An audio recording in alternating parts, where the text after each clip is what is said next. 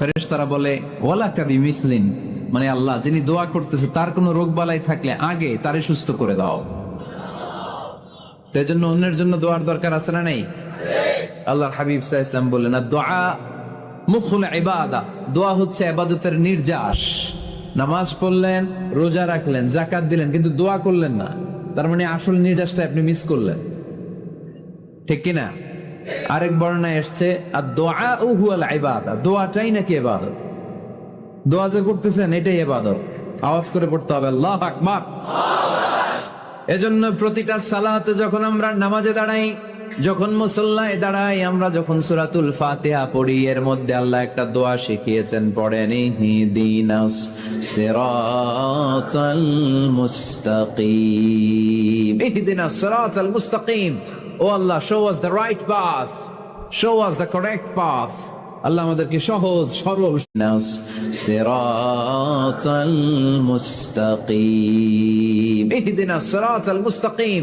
O Allah, show us the right path, show us the correct path। আল্লাহ আমাদেরকে সহজ সরল সোজা পথ দেখান।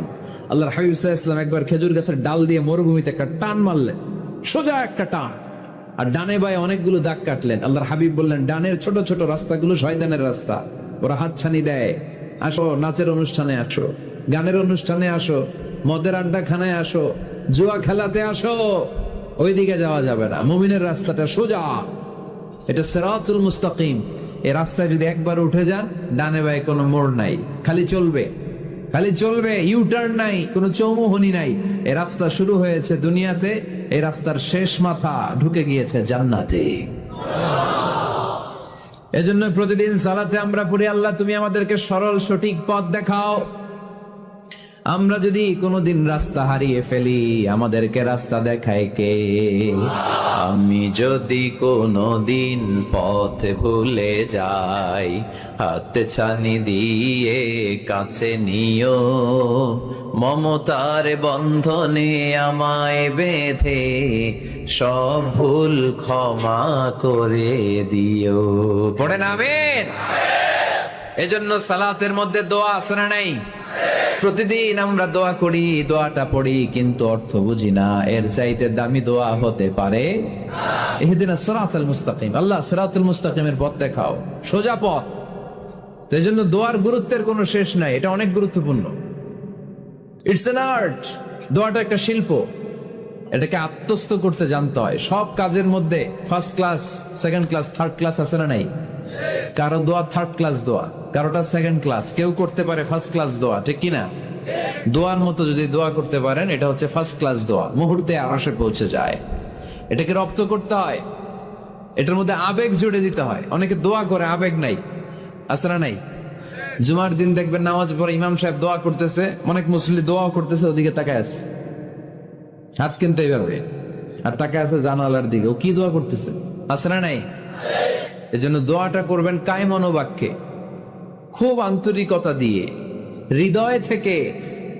আপনার চোখের পানি যেন ঝরে। চোখের পানি যদি কোনো দোয়ার মধ্যে পড়ে, আপনি বুঝে যাবেন এই দোয়া আল্লাহর কাছে কবুল। চোখের পানি এত দাম। 2 ফোঁটা পানি আল্লাহর কাছে সবচাইতে প্রিয়। এক হচ্ছে জেহাদের ময়দানে শহীদের শরীর বেয়ে ঝরে পড়া রক্তের পানির ফোঁটা, দ্বিতীয়টা হলো অনুতপ্ত বান্দার চোখের পানির ফোঁটা। নিজের ভুলগুলো বুঝতে পেরে কেউ যখন কান্না করে আল্লাহর কাছে কাঁদে, তার চোখের পানি চোখ বেয়ে নাকের ডগা বেয়ে মাটিতে পড়ার আগেই ওই ক্রন্দনরত বান্দার জীবনের সব গুণ আল্লাহ মাফ করে দেয়। এজন্য কান্নার কোনো বিকল্প নাই, কাঁদতে হবে, কাঁদলেই ক্ষমা পাওয়া যাবে।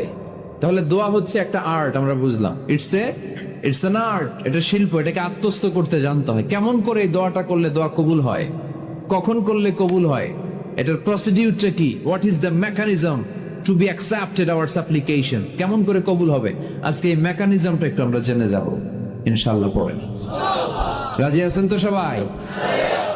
মানুষের তাকদীরের কোনো চেঞ্জ হয় না, আর তাকদীরু লা ইয়ারুদ, তাকদীরের কোনো চেঞ্জ হয়?